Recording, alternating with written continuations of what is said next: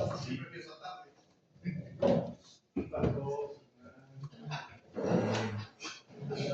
A ver,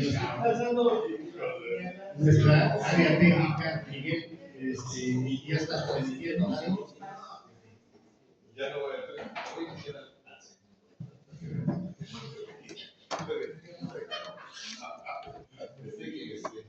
Muy bien, pues buenos días a todos, sean bienvenidos a una plática más, una charla de estas que organiza el Club de Pilotos, aprovechando la experiencia de nuestros pilotos jubilados que tienen mucho que decir a las nuevas generaciones, incluso a nuestra misma generación, muchas veces para recordar episodios. El día de hoy está con nosotros el capitán Humberto Cruz Albert, que tiene una gran trayectoria y me voy a permitir mencionarla brevemente. En un principio estudió Ingeniería Aeronáutica en el Instituto Politécnico Nacional, después estudió para piloto y ingresó a volar a las aerolíneas alimentadoras. En aquella época de los 60s y los 70s, las aerolíneas alimentadoras hacían los servicios que ahora hacen Aerolitoral, ahora Aeroméxico Conecta y otras aerolíneas, que se trataba de alimentar de pasajeros a la Ciudad de México para ahí, como un granjo, distribuirlos por el país. Bueno, pues en esas aerolíneas alimentadoras voló el Cessna 140, el 170, 206. En esas mismas alimentadoras voló DC-3, Twin Otter, Piper Navajo, y ya después en las grandes ligas, en Aeronaves de México, ahora Aerovías de México, voló DC-8, DC-9, MD, DC-10, 757 y 767, que fue en el equipo en el que se jubiló. Posteriormente voló en la chartera de Aeroméxico, que se llamaba Aeroméxico Travel, donde fue jefe de pilotos del equipo MD. Finalmente logró juntar alrededor de 25,000 horas de vuelo, y eso por la parte técnica, por la parte de la aviación. Por otro lado, también le gusta escribir, es escritor, tiene un libro publicado, también pinta, aquí están sus pinturas, y también es escultor. Esta escultura es de... Me faltó mencionar su carrera como piloto, el área administrativa. Fue presidente del Colegio de Pilotos, nada más y nada menos, y también fue presidente de la delegación de Aeroméxico en ASPA de México. Y creo que como presentación es suficiente. Ahora le paso el micrófono al capitán Cruz Albert. Capitán, por favor.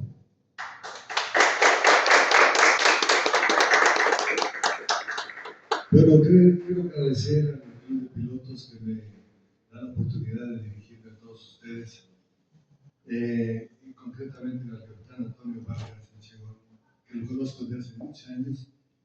Volé con su papá en el DC-8, fui su primer oficial. Por eso tengo un gran cariño y un respeto a Tonito, que aquí está con nosotros. Mencionó que nací el 7 de julio de 1947, es decir, el 7 del 7 del 47. Y el año pasado cumplí 77 años. Si creen, alguien me ha dicho, ¿tú crees que tu fecha de nacimiento es de buena suerte? No, no lo creo. Estoy totalmente seguro que era de buena suerte. Al grado de que una vez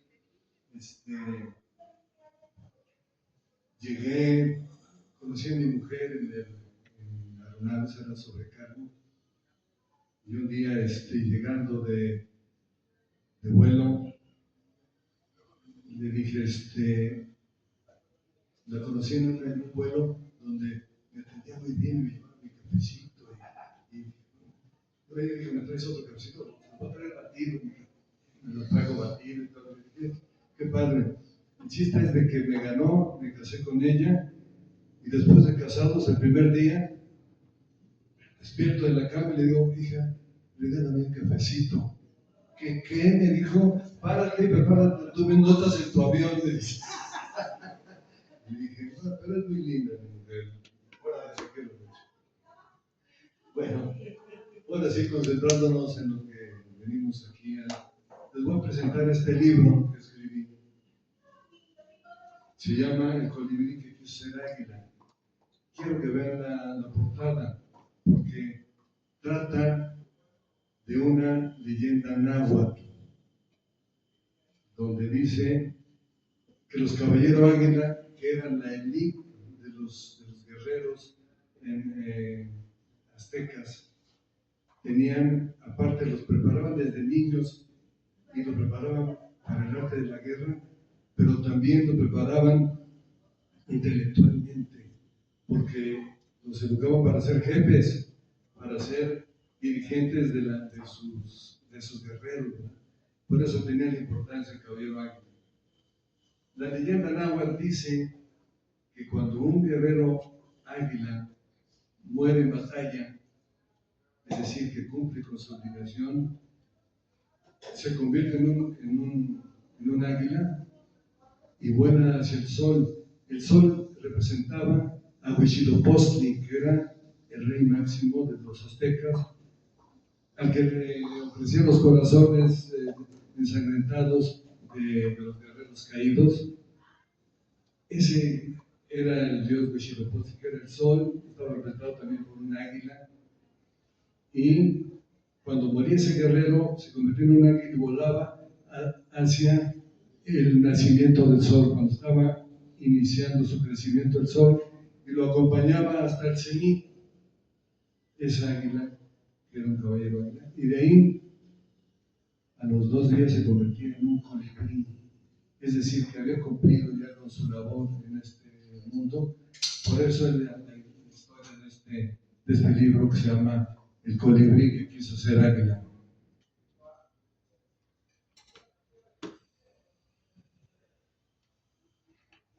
En la parte baja del Templo Mayor existía un lugar que era como el cuartel, le llamaban el recinto de los águilas.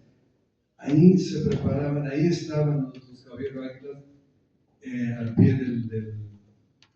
del Templo Mayor. Yo comparo, de alguna manera, el edificio que está ahí atrás. Lo más cercano a un caballero águila, desde mi punto de vista, son los pilotos mexicanos, los que han heredado esa tradición del guerrero águila, del caballero águila. Por eso, yo comparo ese edificio que está ahí atrás de nosotros, que lo compone el Colegio de Pilotos, ASPA de México, el mismo club, y ahora PROA de los jubilados. ¿Y por qué lo comparo? Quiero hacer, ya sé que la mayoría de los muchachos ya les dieron un adelanto de cómo se formó ASPA. Los pilotos antiguos como yo, pues tenemos cierta idea, pero me gustaría hacer un pequeño dibujo aquí, muy rápidamente, para no quitarles mucho tiempo y que no se me aburran. Y si se aburren, como en la escuela, les voy a aventar el borrador para que no se... Les voy a hacer muy rápidamente un dibujo.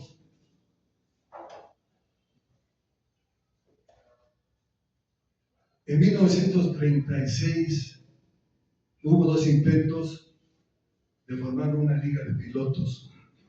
Es decir, la primera organización que los pilotos buscaban cómo reunirse para ver por sus intereses, tanto profesionales como económicos, en contra de las empresas que no les hacían caso, los tenían como empleados de confianza.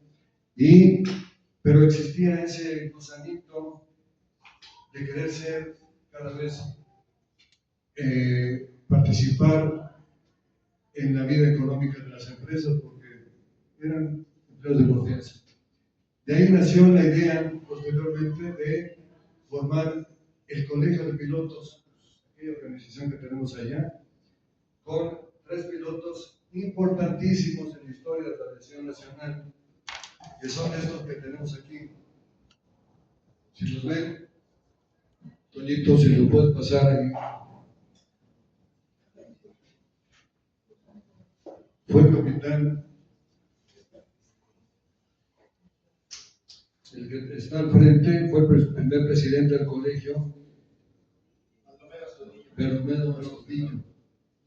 Y de vicepresidente estaba Augusto Marquet García, que es el que está en el uniforme militar, el otro era Jorge Castillejos.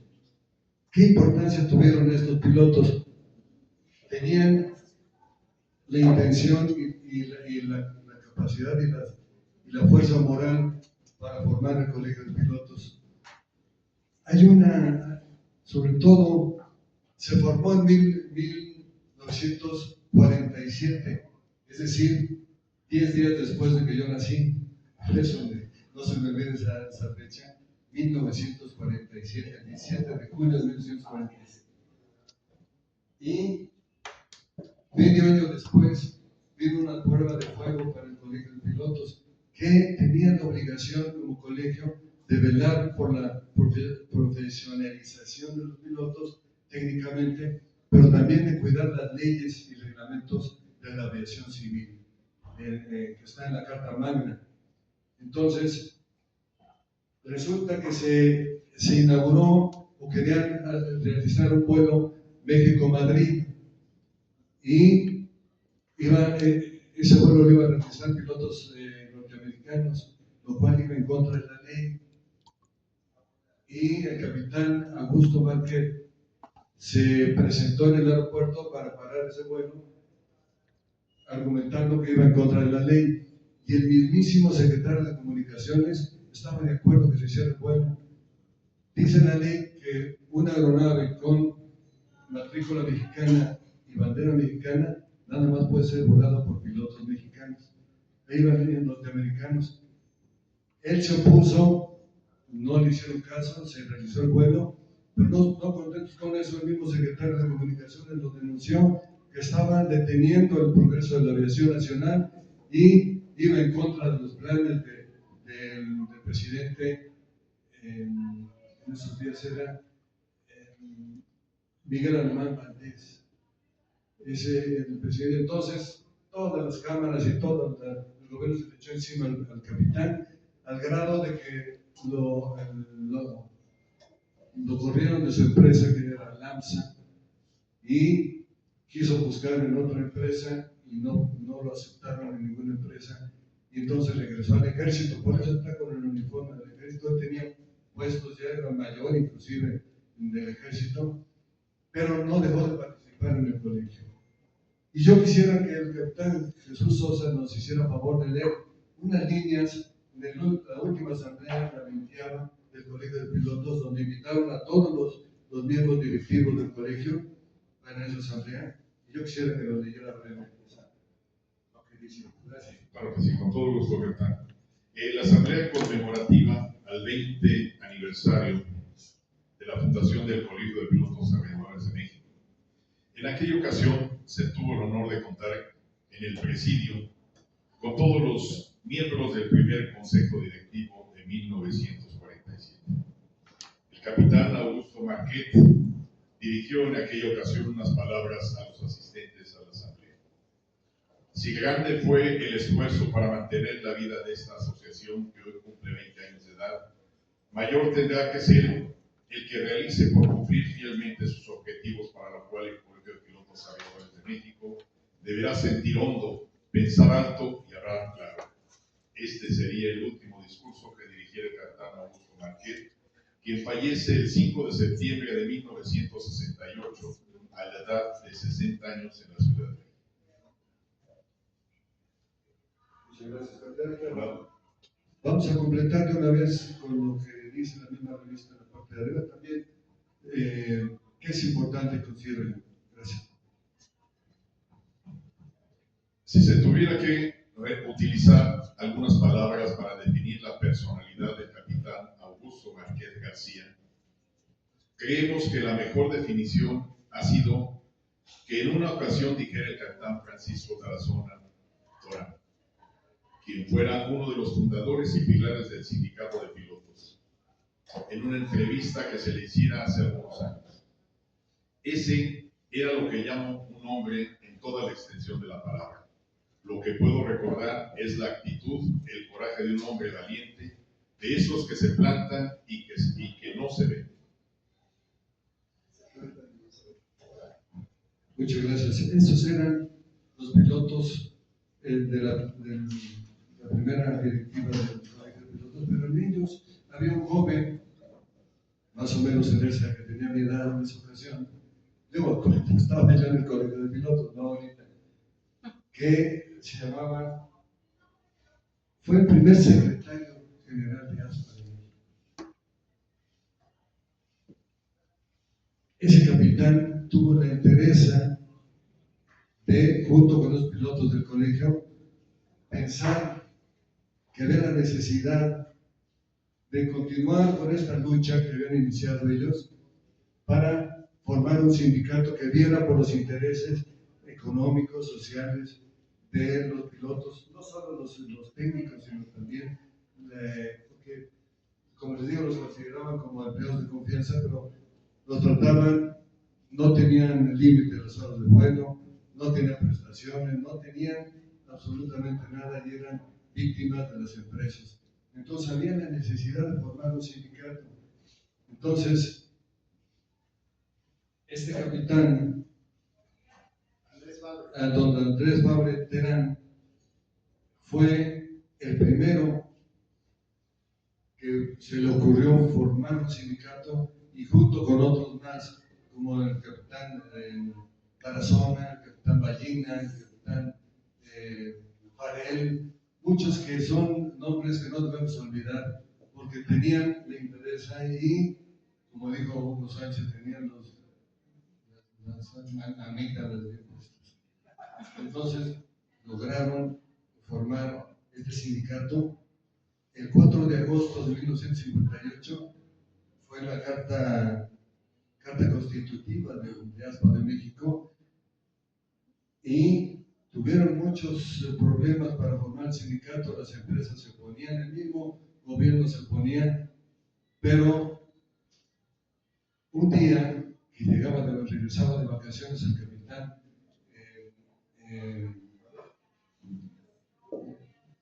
el secretario general Fabre regresaba de vacaciones y recibió un aviso donde decía que estaba suspendido del sindicato, de la empresa, por sus actividades sindicales. Entonces, pensando que los pilotos se iban a amedrentar, iban a dejar de pensar en un sindicato, al contrario, fue un incentivo para que los pilotos se unieran más y iban a realizar una huelga, pero resultó que el licenciado Mezquita era, como decía Hugo Sánchez, era un chingón, porque se las sabía de todas. Y les digo, no pueden irse a huelga. ¿Pero por qué? Porque no está registrado, no tiene registro como sindicato. Entonces, les digo, ellos decidieron, los pilotos se juntaron. No sé si han visto una fotografía que está aquí con el médico, una luz muy amplia donde están todos los pilotos en la plataforma del aeropuerto. Ese día hicieron el día de un paro general los pilotos.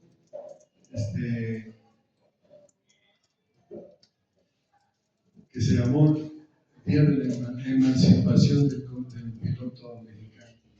Entonces, detuvieron la aviación nacional y, como no podían irse a huelga, el licenciado Mezquita le dijo: hay un camino, renuncien todos a las empresas, presenten un telegrama renunciando y van a ver si no, las empresas los empiezan a reconocer. Y fue lo que hicieron. Todos los pilotos renunciaron a las empresas, todas que estaban formando ASPA, y con eso el presidente López Mateos mandó llamar a los miembros del sindicato diciéndole: capitán, no pueden darnos parado el país, están todos los negocios, todas las empresas están parados porque no hay vuelos. Pues sí, señor, pero tenemos este problema con las empresas. Ustedes regresen a volar, yo me encargo de buscar que se les reconozca su registro como sindicato. Sí regresaron a volar, pero regresaron a volar de vestidos de civil. No iban uniformados ningún piloto, y hubo cuestiones muy chuscas. Se presentaron unos con un brazo roto, vendado, con la cabeza, uno con un parche en el ojo.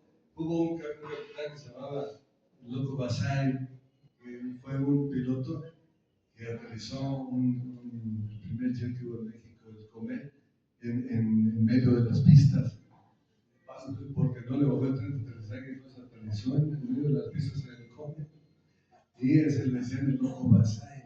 Pero ese tuvo la idea de vendarse la cabeza, poner una peluca, vendarse la cabeza y salir así caminando en el pasillo del avión con un libro que decía cómo aprender a volar en 3 lecciones.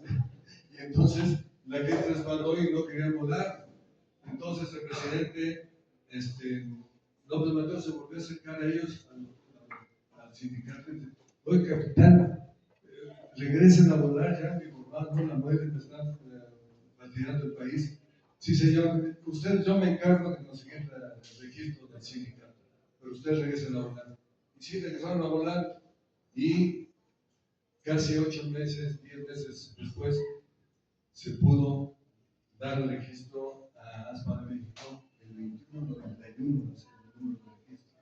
En 1960 fue cuando se dio el registro definitivo, y de ahí, si creen que ahí terminó la lucha sindical, no, ahí empezó, porque ahí empezaron a tener contratos con las empresas, y cuando era la revisión de contratos, todas las empresas ponían su lágrima de cristal diciendo: no hay dinero, no hay modo de darle.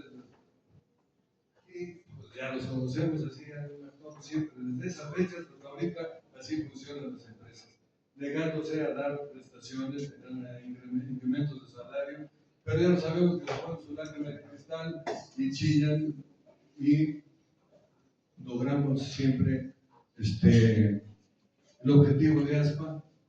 Y fíjense qué curioso, ASPA no solo ve por el bienestar de los pilotos y sus familias, sino también ven porque las empresas sean sanas y productivas. Qué curioso, ¿no? Tenemos un enemigo a vencer, entre comillas, que es la empresa, pero al mismo tiempo vemos que sean empresas sanas. Por eso la importancia de la mayoría de las empresas en el país, ojalá pudieran entrar a eso, ¿verdad? Por bien de sus pilotos, y bien de sus familias, y bien de la misma empresa, ¿verdad? Bueno, entonces, yo quisiera decirles la importancia del Club de Pilotos. El Club de Pilotos, desde un principio, se formó en 1955, pero desde que se empezó ASPA a quererse formar, que fue curiosamente 10 años después de que se formó el colegio, tuvo una función muy importante el club, porque era el único que tenía instalaciones propias. La formación la van a leer ustedes, todo esto que les estoy platicando, en este libro, que aquí está la historia realmente de ASPA, en este otro libro, que se llama El despertar de las águilas. Es de consulta básica, ¿eh? Para todos los que pertenezcan a ASPA. Bueno, el club de pilotos tenía instalaciones propias, y era ahí donde se juntaban los pilotos para planear. Supuestamente iban a divertirse, a convivir, a tener una integración entre los pilotos que formaban ya ASPA, pero ahí se empezó a fraguar esa idea de formar el sindicato. Por eso, y prestaba sus instalaciones, originalmente estaba en Morelos 20, y ahí se juntaban los pilotos. Primero a tomarse la copita, donde decían: yo soy tu compañero. La segunda decían: yo soy tu amigo. La tercera: yo soy tu hermano. La tercera, la cuarta: yo soy tu padre. Y ahí, acababan como el Rosario de Amozoc. No, esa es una broma de mi parte. Fíjense. Bueno,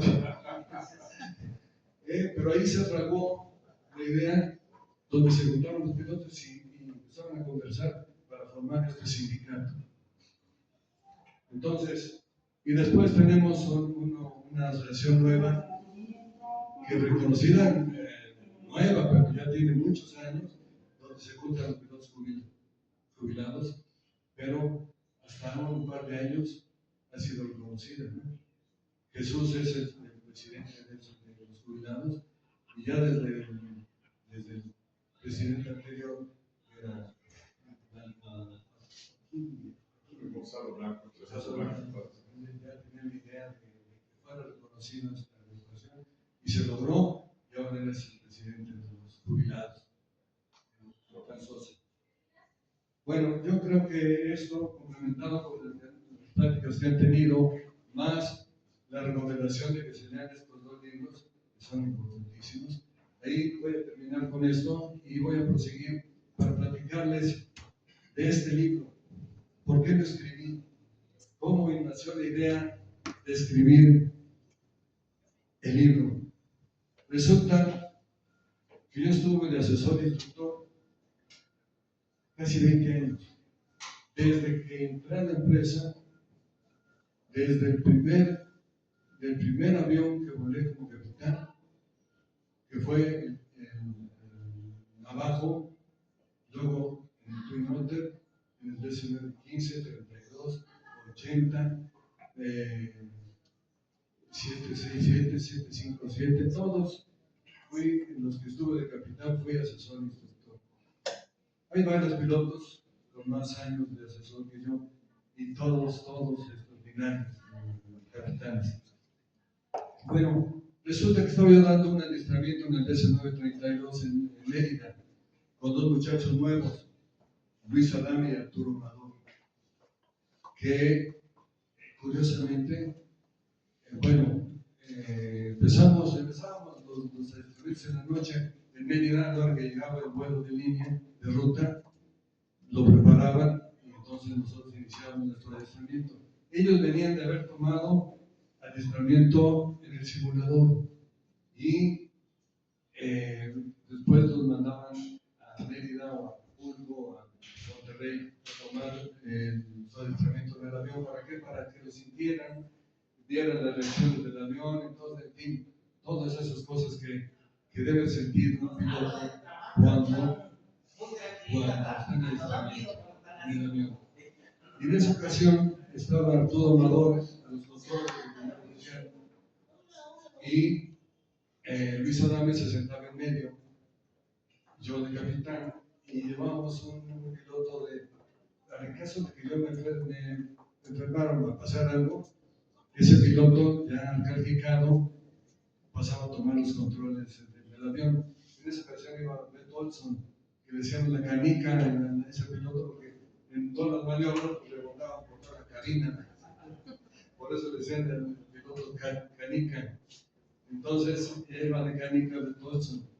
Entonces, en esa ocasión, cuando entramos a la etapa de fallas de motor, resulta que le corto rápidamente para que se quiera el corte del motor, el motor izquierdo, y nosotros cuando vamos al adiestramiento de asesores e instructores, cortamos el motor y le damos un pequeño remonte. ¿Para qué? Para que el motor quedara vivo, pero desacelerado totalmente, prácticamente totalmente. Entonces, corto el motor izquierdo y él, en lugar de corregir el derecho, la reacción del avión, que tendería a girar hacia el lado derecho, él tenía que meter el pie derecho para sostenerlo y mantener el rumbo de la pista. Pisa el pedal izquierdo, o sea, el contrario, y entonces incrementó el giro y empezó las alarmas del desplome, luces por todos lados, y la alarma como chita sonaba, y como perdió su estabilidad del avión, iba prácticamente a desplomarse. Yo veía con las luces, porque era de noche el adiestramiento, yo veía las casitas, los postes, las calles, porque estaban a un lado del aeropuerto, estaban las casas del lado izquierdo, pues, quedaban los enfilados, pues se iluminó todo, ¿no? Entonces, de repente vi una película que pasa enfrente de mis ojos a toda velocidad, que pasó toda mi vida, desde que era yo niño, desde que empecé, me acordé de una parte de la historia que está en el libro, donde mi papá, era yo muy pequeñito, tenía yo escasos 3 años, y me llevó a él a un adiestramiento periódico de la Mexicana Aviación de PS3. Y al llegar a plataforma, se queda viendo el asesor, que me lleva al adiestramiento periódico a mi papá, se queda viendo y le dice: ¿con quién va a dejar al niño? Pues le dice mi papá: es que no tengo con quién dejarlo, capitán. Mi esposa está en un proceso de parto en el hospital y no tengo con quién dejarlo. Todo eso me lo traje. Entonces se le queda viendo el capitán así en los dos. Bueno, pues súbalo. Y ahí voy. Me acuerdo que el DC-3 estaba así parado, inclinado, y ahí voy agarrando de los asientos hasta arriba. Mi papá me sienta atrás del asiento del capitán, me amarran y empiezan ellos con sus listas, todo lo que, su sainete de un adiestramiento, y me quedaba viendo todas las luces y todo lo que escuchaba, lo que decían, no entendía nada, y con los sellos.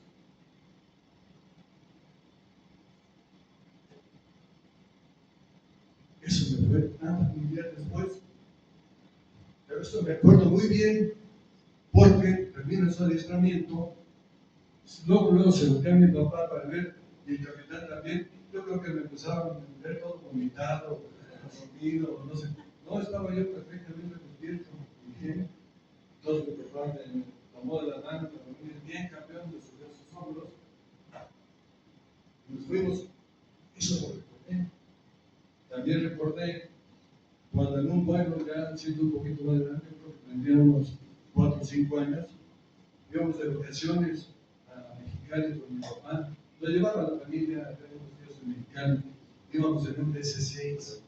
Llegamos a la cabina, me dice mi papá, me llevó de la mano, y era el capitán Tarazona, el viejo don Francisco Tarazona, que iba al mando del avión. Y me presentó ahí, y yo veía el avión en la cabina, y se volvió el capitán y me dice: ¿y qué vas a hacer de grande? Piloto.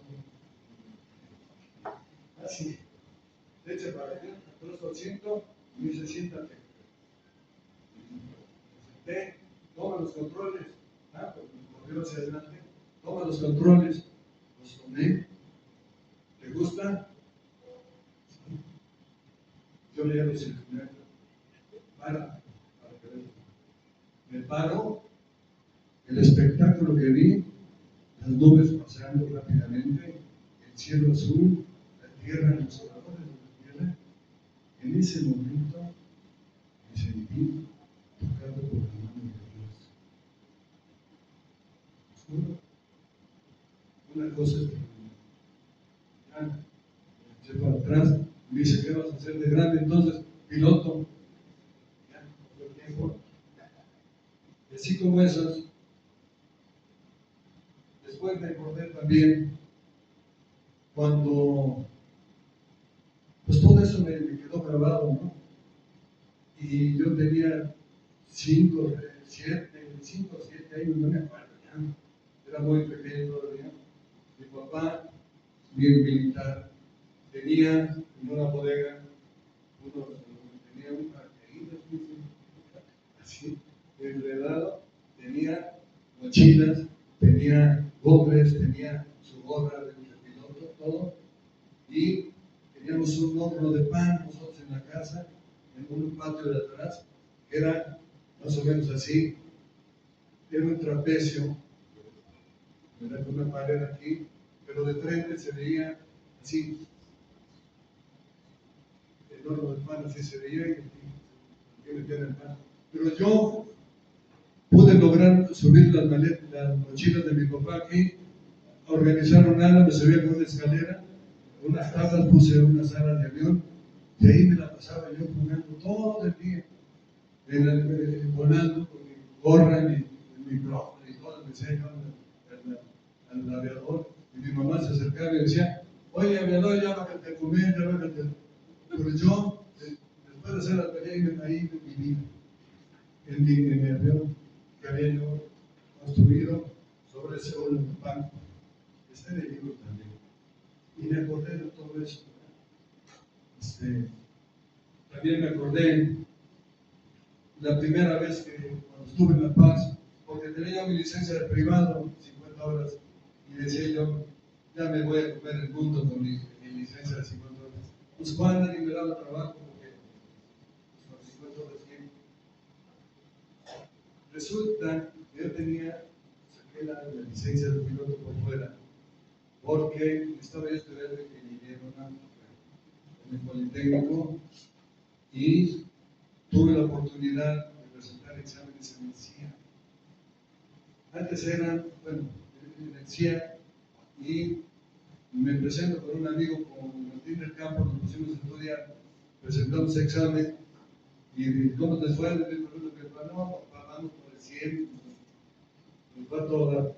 Al día siguiente salen las pistas, Martín del Campo sí se queda, y yo no. Y entonces nos cita el director de la empresa y nos dice, de la escuela, y nos dice, miren, todos ustedes tuvieron mal esta operación.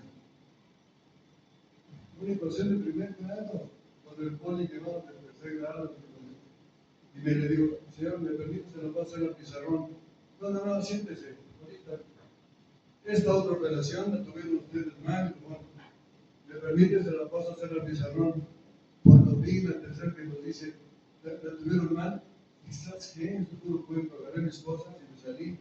Y llegué con mi papá y le digo, oye, ¿tú crees que es? Y no me dejaron pasar a hacer el pizarrón. ¿De veras quieres ser piloto? Claro que sí. Dice, si no puedes sacar el carro de la cochera, ¿cómo quieres ser que te lleve a quieres ser piloto? No me lo hubiera dicho. Al día siguiente, en la mañana, ya tenía el carro afuera, ya se iba de vuelta mi mamá, y el carro estaba perfectamente bien estacionado afuera. Cuando regresa, me lleva con el capitán Villarreal. Antes era de la Fuerza Aérea, piloto de la Fuerza Aérea, del CIA o del capitán Villarreal.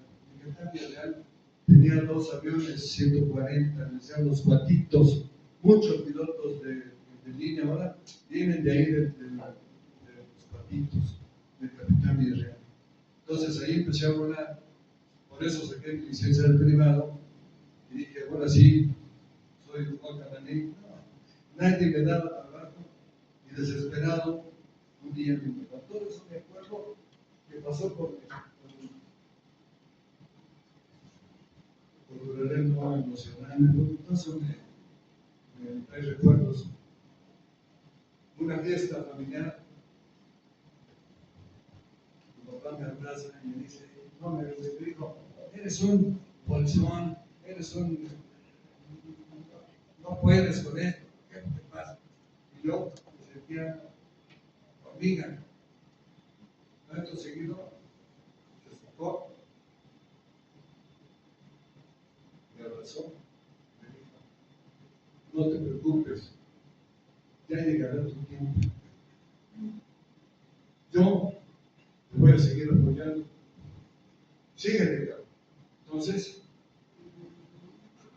se acordó mi papá que tenía mi padrino, compañero de él en el colegio militar y en la Fuerza Aérea, que volaba en La Paz. Entonces, le habla por teléfono y le dice, oye, compadre, te puedo mandar a Carlos, mándamelo, porque aquí se va a hacer hombre. Y ahora, Juárez Floriano tenía sus, usaba guaraches, tipo porteño, con su sombrero tejano, cuando me recibió, yo llegué en un avión militar de eso, me reciben casi en la piel del avión y me dice, vámonos. Y me muestra, dice, mira, ¿ves eso? Donde, en el estacionamiento donde los carros ponen las llantas. Ahí, eso, me senté de almohada cuando llegué aquí, porque llegué con una mano atrás y otra. y esperaba yo ahí acostado, muy temprano me paraba a buscar quién me diera un vuelo. Y así empecé a volar, junté para comprar el avión 170, luego el 206, y después fue socio de Avenidas del Pacífico, porque era un chambeador. Pero llegó con una mano atrás y adelante, su almohada era ese, donde topan las llantas. Y entonces cuando llego, ya, empecé a buscar ahí, pero yo me desesperaba porque no me soltaba el avión, me veía muy chavo, pues, con mi licencia de privado, entonces yo me desesperaba, y había un capitán, que había sido capitán de México, Paz Paredes se llamaba, hijo, papá de Paz Herrerías, que después fue compañero de Aeroméxico, y ese cariño es mi hermano, ¿no? Recuerdos que tengo. Ahí conocí a muchos pilotos que después entraron a Aeroméxico, pero ahí el primer contacto que tuve yo con el DC-3 fue con él. Me invitaba a su gente, y yo, sí, gracias, capitán. No me podía anotar las horas porque era comercial, los vuelos que hacían, y quizá yo era mi licencia de privado. Pero pues yo no entendía nada en el avión, y le dije a mi papá, consígueme un manual de DC-3. Me lo mandó, fue el mejor regalo de Navidad que tuve, que mi papá me pudo hacer en vivo. Estaba lo guardo ese momento, me lo bebí, tenía yo ciertos conocimientos de los sistemas, por la ingeniería aeronáutica que estudié. Entonces me lo bebí, y después ya mi capitán me invitaba a sus vuelos, íbamos a Cabo San Lucas a los moches, pero ahí, bajando y subiendo maletas, pues sí, pero yo era feliz, pues tenía 19 años y volaba, y estaba con él, y ya entendía algo del avión, y un día se me queda viendo el capitán, ya me senté, va, ya siéntate, y ya me movía yo, y se me queda viendo y me dice, ¿qué pasa? Estoy estudiando, capitán, y le enseño mi mamá, y desde ese día era yo invitado a Cito para sus vuelos. Por eso empecé a conocer el DC-3 ahí. Y después ya me regresé a juntar las 200 horas, porque ya volaba yo con mi padrino, ya me daba una chance, ya volaba yo solo ya. Y entonces, cuando regreso con mis 200 horas a México, pues también dije, aquí soy el jefe, otra vez ya, pues tampoco conseguí trabajo, ¿verdad? Pero me acerco a obras públicas, y a la Comisión Federal de Electricidad de Obras Públicas, fue importantísimo. Cómo hay personajes que te marcan, ¿no? Y se te quedan. Hay un teniente coronel Rodríguez Benson, que era director de Comisión Federal de Obras Públicas. Llegué con mi licencia, pues ya había yo recorrido, y llegando ahí, quería hablar con él, y no esperando que pases. Me siento frente de él, desde que entré se me quedó viendo así como estudiándome. ¿Y qué se te ofrece, Juanito? Yo mi licencia, ¿qué se te ofrece? Pues quiero ver si me da chance de hablar con ustedes. Me veía mi licencia, y me analizaba, y dice, mira, Juanito, aquí no se necesita pilotos. Ahí se indica que se me pero, dice, vamos a hacer una cosa. Vente, no va a haber paga, pero vas a volar, te vas a subir a todos los eventos que tenemos aquí en Obras Públicas, y aquí vas a hacer horas, pero no hay paga. Y ya llamó al jefe coronel, el jefe de pilotos, y se iba encargado ahí, que se suba con todos los muchachos que se fueran, y lo acomodas en los vuelos, se puede ir. Y ya que se fue el otro teniente coronel, se fue, y me dice, no se puede, porque si no nos echamos la mano uno a otro, no salimos del hoyo. Así es que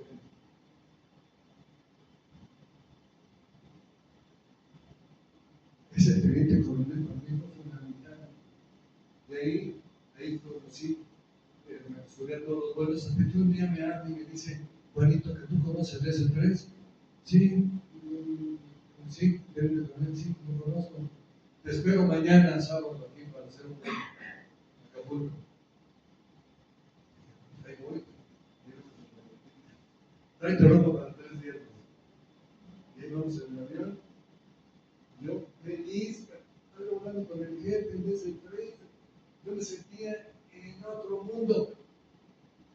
Y me dice, porque llegó con su carro, no voy a decir, llegó su carro, venían 2 niñas hermosas, y yo esperaba que llegaran primero, decía, no estamos en mecánica, y yo, me dice, mecánica, súbete a hacer un cheque de cabina. Sí, y el bebé, ahorita llega. Y cuando llega, lo veo, y le veo a las 2 chicas, y me dice, son sus primas, ¿ya? Dios me valió, entonces, era ese era sensacional, galán. Estando en Acapulco, en el avión, me dice, bueno, ya que llegamos a Acapulco, me dice, ¿te quieres ir al hotel? ¿Te quieres quedar en el avión? ¿Qué quieres? No, pues me quedo en el avión, porque el avión era impecable, estaba limpio, era blanco todo por fuera, blanco por dentro, de piel, en una sala, pero los asientos de piel blanca, precioso. Tenía radar, tenía cosas que un DC-3 normal no tiene. Entonces, empecé yo no me quedo en el avión, entonces ahí me quedé, lo limpiaba, repasaba las listas, me bajaba a hacer la revisión. Pero ¿qué le limpiaba? Yo estaba intacto, perfectamente limpio. Me iba a bañar con los bomberos, porque los veía ahí que se escuchó, y yo regresaba, y en la noche empezaba mi mente a acordarme de muchas cosas. Todo eso lo hacía aquí, de tantas cosas que me acordé de haber hecho. Pero regresando a lo de por qué me escribí este libro, en esa ocasión, creo que el primer oficial corrigió erróneamente y yo dije, en ese momento pensé, ¿dónde décima de segundo pasó la película? Dije, tantos años volando y no te viniste a quedar. Pero estos chavos, ¿qué culpa tienen? Están empezando. Nos va a cargar una chiflada. Y dije yo, sobrepuesto todo. Nos va a cargar madres. ¡Guamía! Metí los aceleradores. Sentí como el empuje del avión nos incrustó en el asiento de cada uno de nosotros. Y salimos de frente. Mírale, ¿no? Vamos a echar, ¿cómo lo vieron? No, señor, de la pegada, no hay bronca. Van a liberar por el centro y lo veo bueno. Y entonces, vámonos, otro nos despegue, otro y le volví a cortar el motor y cómo la despliega, órale. Y ya aterrizamos, cámbiense, y ahorita vengo, voy al baño y regreso. Ustedes preparan la cabina, se callan los pilotos, el otro alumno, yo me voy para el baño y Beto Watson me dice, ¿qué pasó, mi Albert? Se sintió de la fregada. Iba yo al baño y me iban temblando las piernas, pero en ese instante que estaba yo con mis alumnos, tenía que demostrar confianza, que no pasaba nada, si no se me hubieran espantado y a lo mejor no termina eso. Esos pilotos, después de la quiebra, fíjate, eran tan buenos o son tan buenos los ayuntamientos en Aeroméxico que yo soy orgulloso de mi empresa. Porque Mexicana y el Aeroméxico tenían excelentes adiestramientos. Por eso los pilotos que se iban de Aeroméxico, Mexicana, se iban a volar a otro lado, no tenían problemas, eran aceptados fácilmente. En todo el mundo, donde fuera. Pero esos pilotos, cuando la quiebra, los pilotos oficiales se los recortan y se quedan puros capitanes, y la mitad de los capitanes se ponen de copilotos y la mitad de capitanes. Y los pilotos oficiales les dieron las gracias y se fueron a volar a otra parte. Esos dos, Arturo Amador se fue de Emiratos Árabes, fue a volar de copiloto, y allá se quedó, llegó a ser capitán de un avión de esos, de los más grandes de allá, y cerramos, Luis Adame se fue a volar a Canadá, hablaba muy buen inglés, muy buen francés, y se quedó, y después fue capitán también de un avión. Entonces, Arturo Amador y Luis Adame. Entonces, todo eso y muchas cosas más están basadas aquí. Creo que no les diré más para que os adquieran cuando, si no, las haré un día diciendo, tengo 2 años ya autorizado en ASPA, vamos a sacar, yo creo que sale el fin ya. Bueno, les voy a platicar una cosa, el piloto, muchachos jóvenes, pueden hacer 1000 cosas, ustedes quieran. Este sindicato, que es el más democrático, este conjunto de edificios es el más democrático, no en México solamente, en Latinoamérica y en todo el mundo, está reconocido, ¿no? Desde el colegio, ASPA, el club de pilotos, y ahora, pues el PERME también, siguen siendo reconocidos desde hace muchos años. Y aquí se pueden hacer muchas cosas, puedes tener otra carrera, puedes hacer otra cosa, si te decides. Hay unos que se van a las pernoctas y se van al desorden, ya desaprovechan el tiempo que tienen, que pueden conocer muchos lugares. Los viajes ilustran, decía mi padre. Y sí es cierto, miren, esto que ven aquí es mi segunda profesión. Después que me jubilé ya me dediqué de lleno a la pintura. Yo pintaba desde niño. Y cuando volaba, quise entrar a una escuela, a la mejor escuela de arte de México, de Esmeralda, y fui rechazado. No me aceptaron porque era de tiempo completo y yo ya volaba de copiloto en el norte y no me aceptaron. Y entonces yo leía muchos los libros de pintores famosos que me gustaban y descubrí que muchos pintores habían sido autodidactas. Entonces me empecé a comprar mis libros, empecé a leer, empecé a practicar y iba yo mucho a los museos y me acercaba a ver las pinturas, las veía de frente así, veía las pinceladas, me acercaba a verlas y más de un guardia me dijo,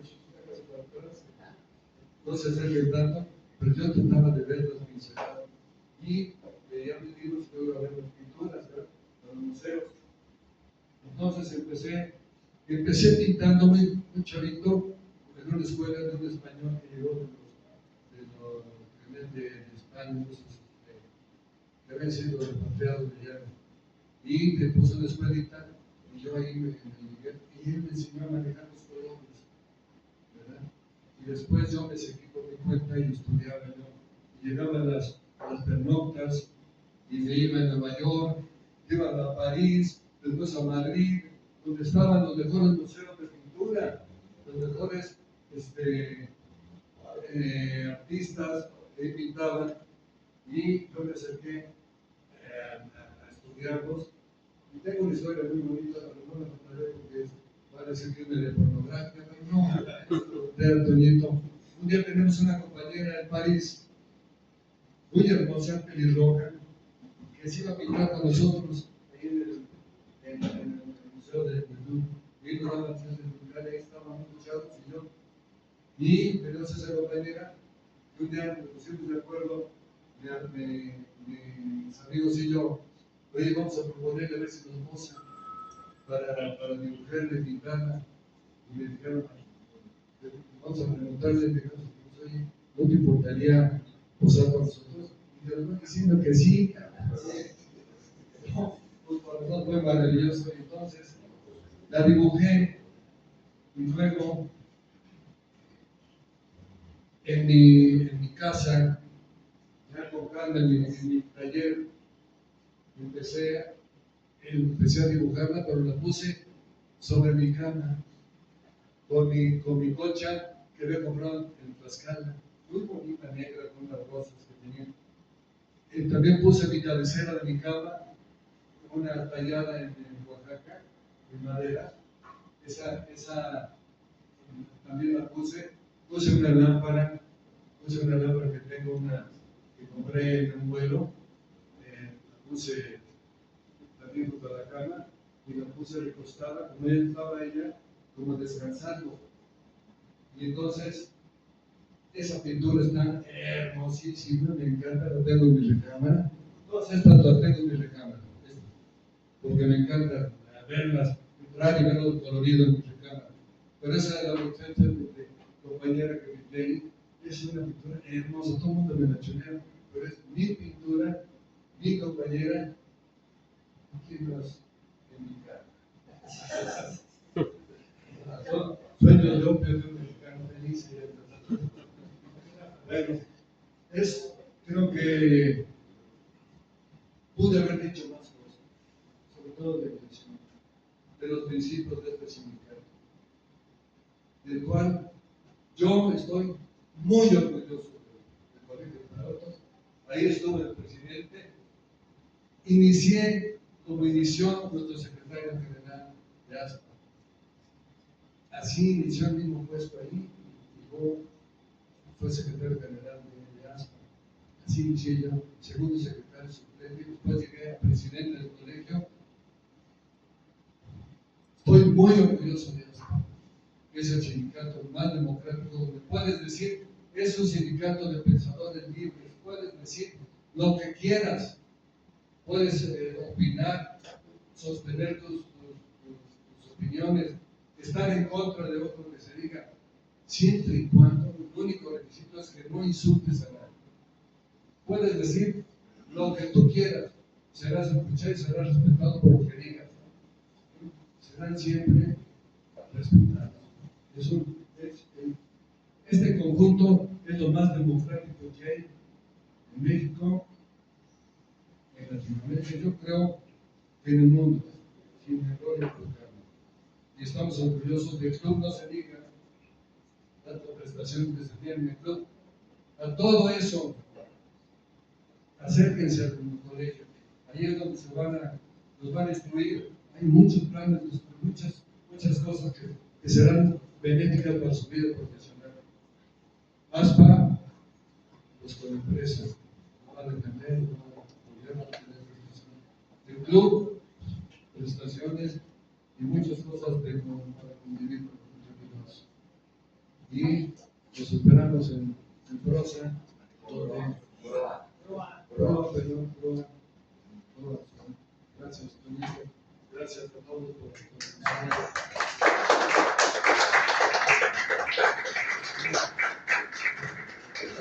Muchas gracias, capitán, gracias por compartirnos todas su experiencia en esa larga trayectoria.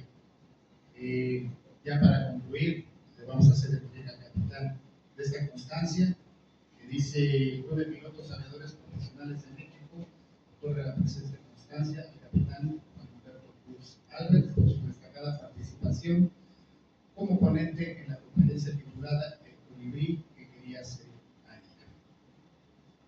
Firma el presidente Carlos Sánchez y su servidor Antonio Vargas.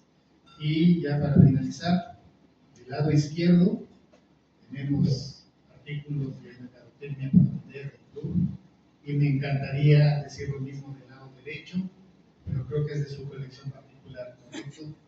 ¿Tiene pinturas en venta? He expuesto, he vendido, ok. Pero esta es una colección para hacer exposiciones con México. Ok, entonces lo invitamos a que comparta su acervo con el club para hacerlo público. Y a todos ustedes, muchas gracias por acompañarnos, gracias por venir. Y finalmente hay una encuesta, les pedimos por favor si nos las pueden responder. Muchas gracias.